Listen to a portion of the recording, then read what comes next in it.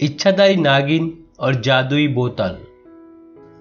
ये कहानी शुरू होती है बहुत ही बड़े जंगल से।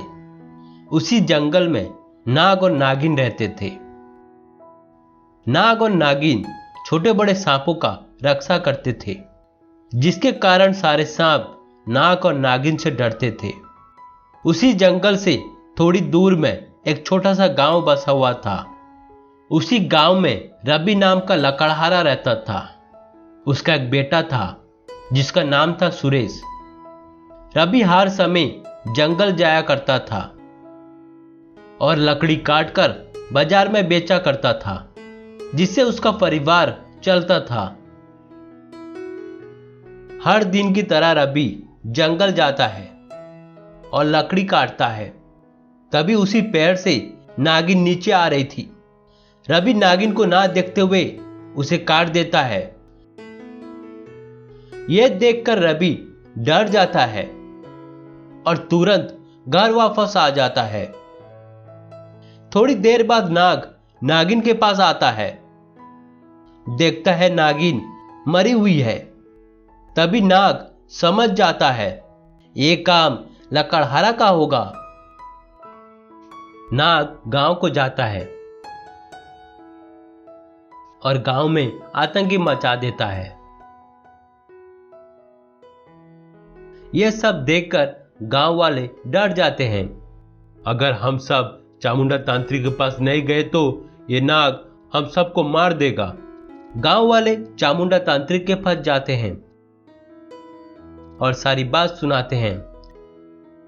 यह बात सुनकर चामुंडा तांत्रिक नाग के पास आता है और अपनी शक्ति से नाग को जादुई बोतल में बंद कर देता है, जिसके कारण नाग की शक्ति कमजोर हो जाती है। कुछ दिनों बाद जंगल में रहने वाले छोटे बड़े सांप नाग और नागिन को ढूंढने लगे। ढूंढते ढूंढते गांव को आ जाते हैं। इतने सारे सांपों को देखकर गांव वाले डर जाते हैं और गांव वाले तांत्रिक को बुलाते हैं। तांत्रिक अपनी शक्ति से सभी सांपों को जादुई बोतल में कैद कर लेता है और अपने साथ ले जाता है। यह सारी बात नागलोक में रहने वाले नागराज ने अपनी दिव्य शक्ति से पता कर लेता है और नागराज पृथ्वीलोक आता है।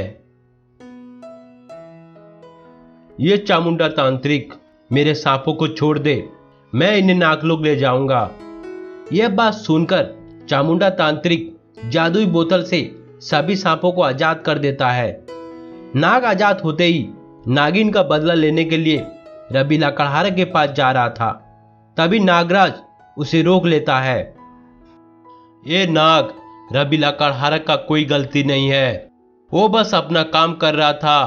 तभी नागिन उसके कुल्हाड़ी के नीचे आ गई, तुम उसे माफ कर दो।